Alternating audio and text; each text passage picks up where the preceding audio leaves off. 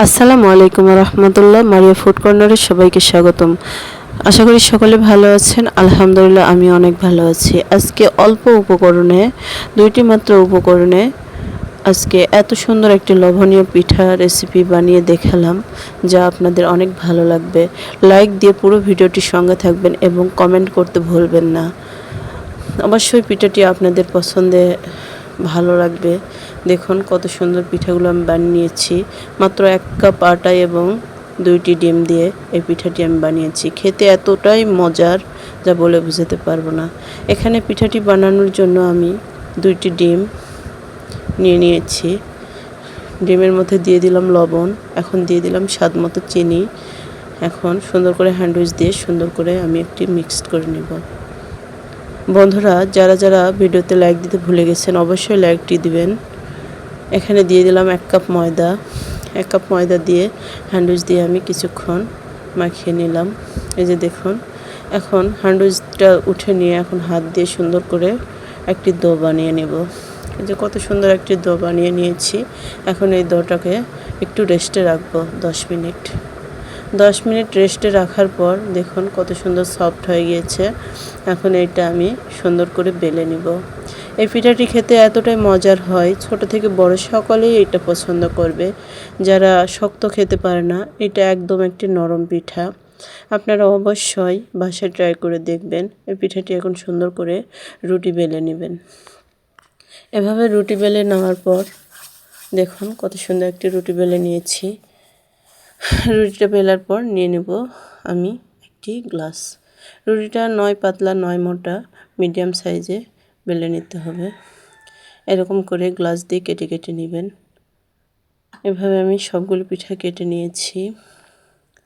বন্ধুরা, যারা যারা পিঠা খেতে ভালোবাসেন অবশ্যই কমেন্টে জানাবেন। আর কে কোন জেলা থেকে দেখছেন অবশ্যই আপনাদের জেলার নামটি লিখে দিবেন। এভাবে পিঠেগুলো আবারও বেলে নিব। দেখুন কত সুন্দর করে বেলে নিচ্ছি। এভাবে বেলে নেওয়ার পর আবারও কেটে নিব। এভাবে সবগুলি পিঠা আমি কেটে কেটে প্লেটের মধ্যে উঠে নিব। এখন ভাজার পালা। সবগুলো পিঠা উঠে নিয়েছি।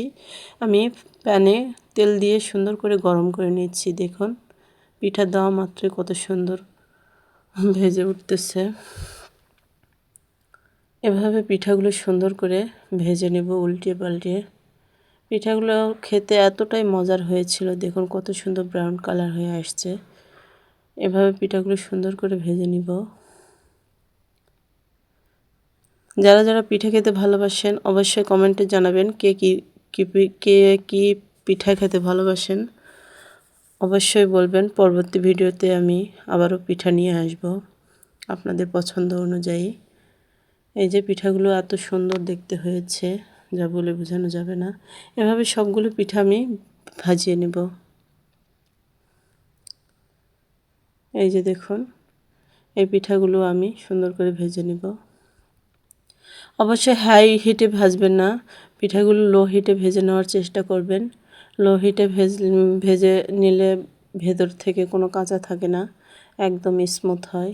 দেখুন এই পিঠাগুলো এত সুন্দর ফুলতেছে, দেখে খুবই সুন্দর লাগতেছে আর খেতে তো অসাধারণ। এভাবে পিঠা বানালে অবশ্যই বাড়ির সকলের মন জয় করে নিতে পারবেন। আপনারা অবশ্যই ফুল ভিডিওটি ফুল ওয়াচ করে দেখবেন এবং লাইক কমেন্ট শেয়ার করতে ভুলবেন না।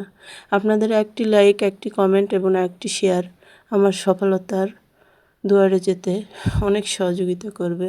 এই যে আমার পিঠাটি দেখুন কত সুন্দর স্মুথ হয়েছে। পিঠাটি খেতে খুবই দুর্দান্ত স্বাদের হয়েছে।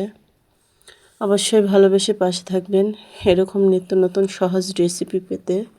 অবশ্যই চ্যানেলটি সাবস্ক্রাইব করে পাশে থাকবেন।